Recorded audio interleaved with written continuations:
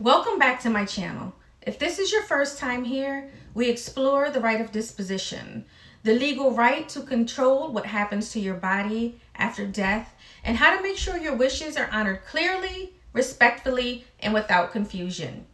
This episode focuses on Washington, D.C., where local law defines exactly who has the legal authority to make your funeral and burial decisions, but also gives you the power to choose who that person will be.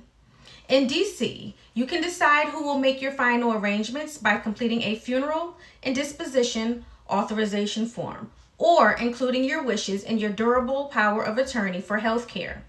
Under DC Code 3-413, you can designate one person called your personal representative or designated agent who will have full authority to make decisions about your remains and funeral arrangements. Once this authorization is signed, dated, and either witnessed or notarized, your agent's authority overrides everyone else's, even family members. This gives you total control over your final wishes and ensures your preferences are honored exactly as you intended. If you don't name a designated agent, DC law determines who has the right to make those decisions. First, the person you appointed in writing. Next, your surviving spouse or domestic partner. Then, your adult children, a majority if there's more than one. After that, your surviving parents. Then, your adult siblings, followed by your next of kin under DC's intestate succession laws. If no one is available or willing, the mayor's office or a public authority may assume responsibility for burial or cremation. This hierarchy is established in DC Code 3-413 and is under order that funeral homes and crematories must legally follow when no written authorization exists. Timing is also important in Washington, D.C. If a body remains unclaimed for 10 days, the Office of the Chief Medical Examiner can authorize burial or cremation. 10 days can pass quickly, especially if relatives are out of state, estranged, or unaware of your passing. Having your form in place ensures the person you trust can act without delay.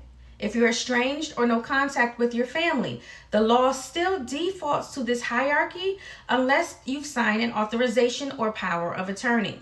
That means a family member you haven't spoken to in years could legally take charge of your arrangements. By completing a funeral and disposition authorization form, you guarantee your final wishes are carried out by the person who truly understands and respects them. DC law does not specifically address chosen names or gender identity in its disposition statutes. If you go by a chosen name or your gender identity differs from your legal documents, include that information in your written declaration. Write your name, pronouns, and how you wish to be represented. Provide copies to your agents and to your funeral home, and to make sure your identity and presentation are honored your way. Before we close, let's go over a few common mistakes people make when it comes to final arrangements in Washington, D.C. First, assuming your will covers funeral decisions. It doesn't.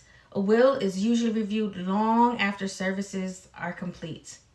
Second, failing to notarize or properly witness your form. Without that step, it may not be legally valid. Third, not providing copies to your agent or funeral provider. If they can't find your document, it can't be enforced. Avoiding these mistakes ensures your final wishes are honored without confusion or conflict. Thank you for watching. I hope this helped you understand how Washington, D.C. handles the right of disposition and why written authorization is one of the most powerful ways to protect your peace and your legacy.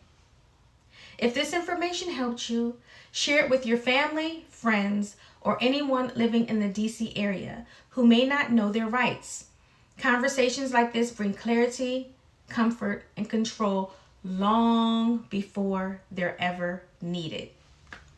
Be sure to like, comment, And check out the rest of my Right of Disposition playlist to see how these laws differ across our country and territories.